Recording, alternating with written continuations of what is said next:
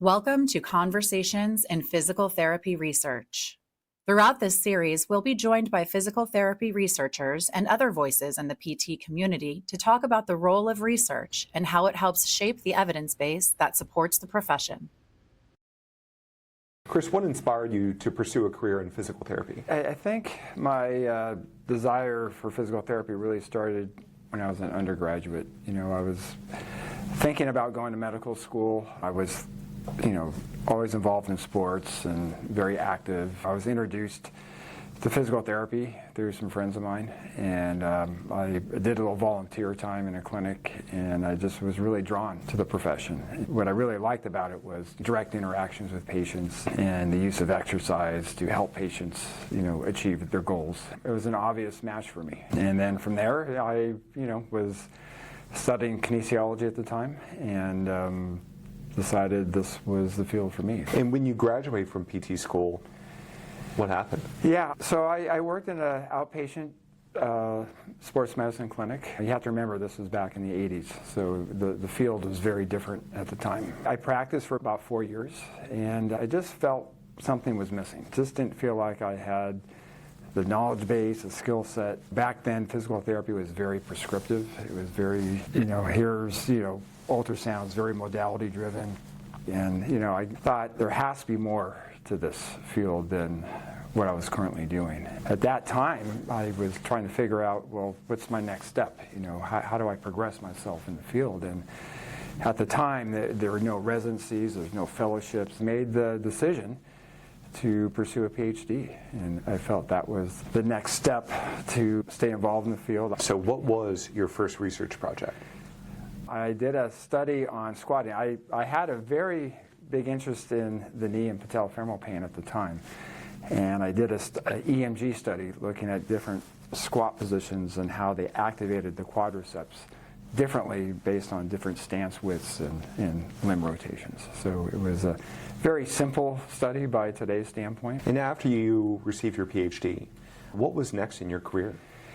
That's when I got introduced to the field of biomechanics and movement science. I did my PhD in Jacqueline Perry's lab at Rancho Los Amigos Medical Center. At that time, computers were just coming to age, and the field of biomechanics was just starting to infiltrate into the field of physical therapy, and I was basically immersed in the field of movement science.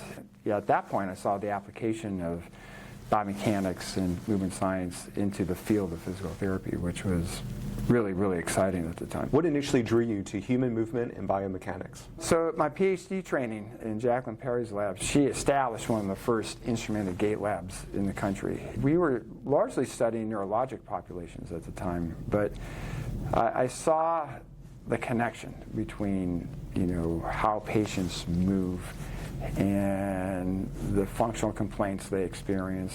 I thought, wow, this is something we really need to bring to the orthopedic world and really bring movement science to better understand these common musculoskeletal conditions that we treat on a daily basis. So when I graduated, that's where I decided to focus my research efforts into developing that body of literature for knee pain. I know you've been involved with biomechanics for a very long time, but when you think about early in your career to where you are now, how do you feel about all the changes that you've seen?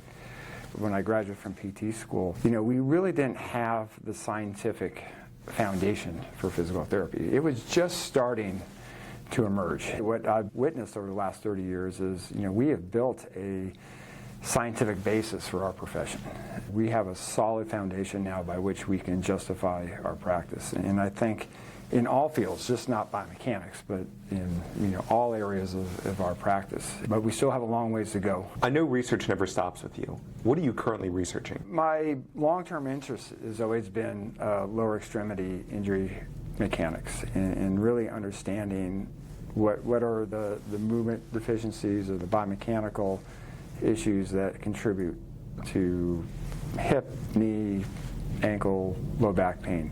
If we can understand how these injuries and conditions develop, we can develop better interventions, treatment approaches for these patients. You can't fix something if you don't know why it's broken. I've kind of stuck to that research theme throughout my career. The control of movement is a big issue. Looking at the connection between musculoskeletal conditions and the nervous system and the brain, introducing elements of motor control into what we know from a biomechanical standpoint. So really taking a fully integrated approach in terms of understanding what is driving people to move certain ways that may expose them to certain types of injuries. Yes, we look at just the straight biomechanical loading on tissue, for example, but also our work has expanded to understand how the brain controls that movement and how we can develop intervention programs to create neuroplasticity and change how people move in a way to protect their joints, ligaments, etc. Have you seen a shift in how clinicians approach treatment? 100%.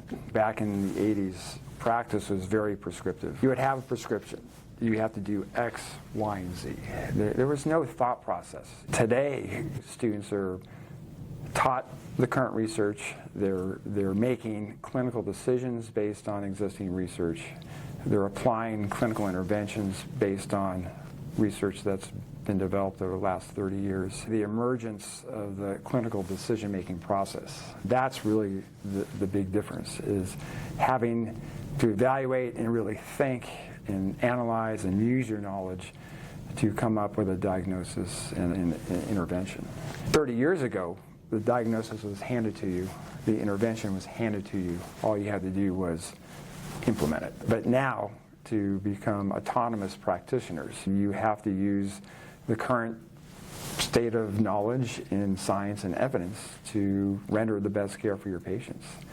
We practice so much different now than we did 20 to 30 years ago. But I strongly feel that way that we practice now stands on the foundation of our scientific basis of our profession. Without that, I don't know where we'd be right now. You've done so much for physical therapy, and when you look back at your career, what are you most proud of? The reason we do research, is to see our work used in clinical practice. I'm proud of the fact that work we did 20 years ago is now being taught in academic programs and being used in the clinics. And that's just not a singular study. That's overall a body of work. I'm proud of the fact that I've been able to make a small contribution to our science and our practice in one area, knee pain, for example. It's been satisfying to know that the work that you've done is actually being read and is actually being used from a clinical standpoint. What do you see as the next frontier in physical therapy research? I mean, there's big discussions now about AI and where that's going to bring us from a research standpoint, from a clinical standpoint. Really, the next frontier is how technology is really going to, and I include AI in that, is going to really infiltrate into clinical practice. We need research to understand how these tools can help the clinician. We've advanced a lot in the last 30 years, but I think to keep our practice current, we have to keep going down the path that we're on now to continue to advance our science. I think really the future holds to us, a more integrative approach, not just orthopedics and neurology or pediatrics, but a more integrative approach into movement in general, that understanding the fundamental basis of movement and how that can apply to a wide range of patients. So as someone that has received scholarships and research grants from the foundation early in your career, how do you feel at this point, since you're on our research committee? Quality of the research is orders of magnitude better than it was when I was applying. The sophistication, the use of newer analytical methods and technologies in trying to answer these difficult clinical questions. It's just so great to see how our science has evolved and how these young investigators are using these current methods to answer our most difficult questions. I'm just amazed by what type of work is being done by this next generation of PhD students.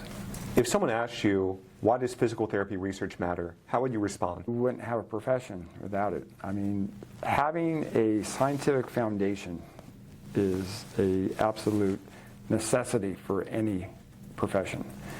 We can't advance our practice without research. In terms of our credibility within, the medical world, we need to keep up with our research.